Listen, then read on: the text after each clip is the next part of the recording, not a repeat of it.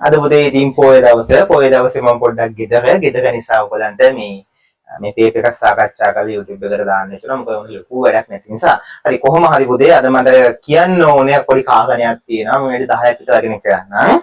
පුතේ තව ඔයගලන්ට විභාගය තියෙන්නේ මාස 3යි. අද ඉඳන් බැලුවොත් මාස 3කුත් නෑ පුතේ, සති 12ක් වගේ තමයි තියෙන්නේ. සති 12කුත් නෑ 11ක් වගේ. හරිද? අපි 12 වෙනි සතිය ඉවරයි ගිය හැටියේ. සති 11ක් වගේ තියෙන මේ සති 11 වෙනි සතියේදී පුතේ සාමාන්‍ය පෙළ ළමයින්ට ඕනේ වෙනවා අනිවාර්යෙන් ඒකක් දාගන්න. ගෙදරින් ස්පෙෂල් කරනවා, අහෙන් ස්පෙෂල් කරනවා, මෙහෙන් ස්පෙෂල් කරනවා. ඒකක් ඕනේ කියලා. ඉතින් පුතේ ඒකක් ගන්න ගමන ලොකක් දුෂ්කරයි. විද්‍යාව වගේ විෂයක නම් පුතේ ඒකක් ගන්න ගමන ගොඩක් දුෂ්කරයි. එහෙම මේ මල්ටිපේ ඇහැල මල්ටිපල් පිට කසන සීන් එකක් මේකේ ඒකක් ගන්න නැහැ. හරිද? හැබැයි පුතේ මහන්සි වුණොත් එහෙම ඒකක් ගන්න එක මහගේ මොකුත් නැහැ. ඔයාලට මේ මාස 3 ඇතුලේ ඔයාලා පුතේ ඉන්නේ මෙන්න මේ ලකුණු සීමාවේ නම්. හරිද? ඔයාලා පුතේ ඉන්නේ ලකුණු 10ත් මෙතන පේනවා ඇති මම හිතන්නේ අපි චුට්ටක් උඩින් ලියමු නේද මෙතන. ලයිට් එකක් පැදිනවා බං හැමතිස්සෙම. ලකුණු 10ත් ලකුණු 20ත් අතර ප්‍රමාණය නම් ඔයාලට පුතේ අනිවාර්යෙන් ඔයාලා දන්නවනේ දැන් ඔයාලා ඉන්නේ F එකේ මට්ටමේ කියලා. අනිවාර්යෙන් සුපිරි පරි ලයිට් කණුවකනේ ඉන්නේ. right. එතකොට F එකේ මට්ටමේ ඉන්න ඔයා කොහොමද ඒකකට යන්නේ? මං කියන්නේ කාටවත් ඒකක් ගන්න බැහැ කියලා. මොකද ළමයි ඕගලන්ගේ වැඩ කිරීමේ හැකියාව මත ඔයගලන්ට ඒකක් ගන්න පුළුවන් හැකියාව තීරණය වෙනවා. ඉතින් තව තියෙන සති 11යි. ඔය සති 11 ඇතුලේ මම මේ කතා කරන්නේ විද්‍යාවට විතරයි. right. විද්‍යාවට විතරයි.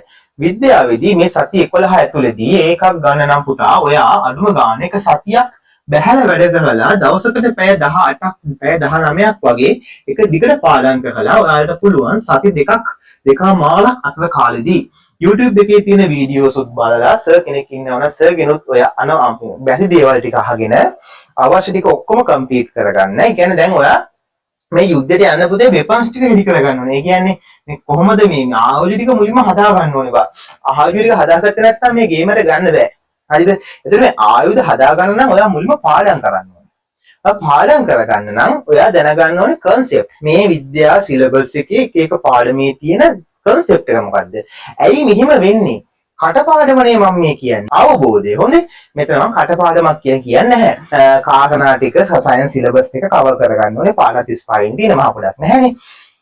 එතකොට පුතේ එහෙම කරාට පස්සේ ඔයා යන්තම් 20 ඉඳන් අඩුම 35 අතර රේන්ජ් එකට යනවා.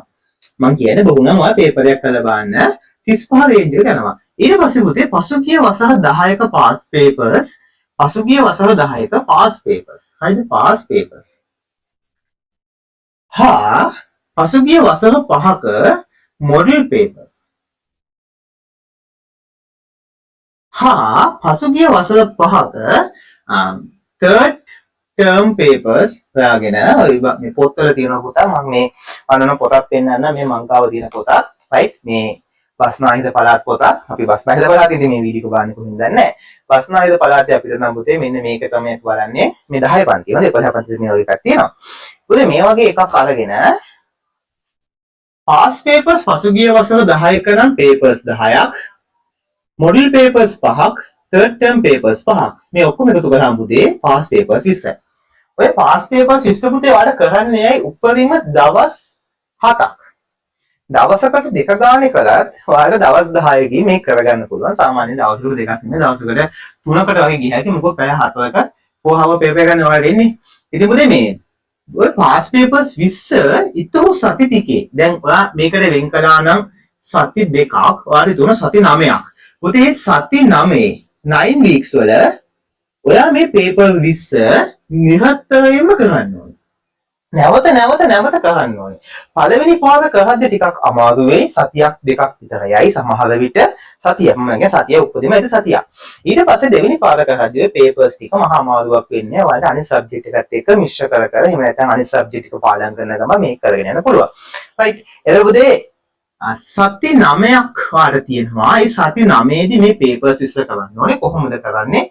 paper එක ගන්න උත්තරේ මේ ප්‍රශ්නේ බලන්න. ඒ ප්‍රශ්නේට උත්තරේ දන්නේ නැත්නම් ඒ කොටසට අදාළ ප්‍රශ්න පත්‍රය මේ පොත පෙන්නලා බලන්න මෙතන මොකද්ද මේකට අදාළ දැන් උදාහරණයක් විදිහට ජලයේ නිමග්න ශාක. ජලයේ නිමග්න ශාක ගැන ප්‍රශ්නයක් අහලා තිනවා නම් ජලයේ නිමග්න ශාක ශාක ප්‍රචාරණය එහෙම නැත්නම් ශාකවල ප්‍රජනනය සම්බන්ධ කොටස බලන ඉතින් අනිවාර්යෙන් ඒ කැලේ තියෙනවා. ඒ කැලල මතක නැත්නම් ටක් ගාලා කියවුවා ඒකට ගාලා උත්තරේ ගෙවුවා.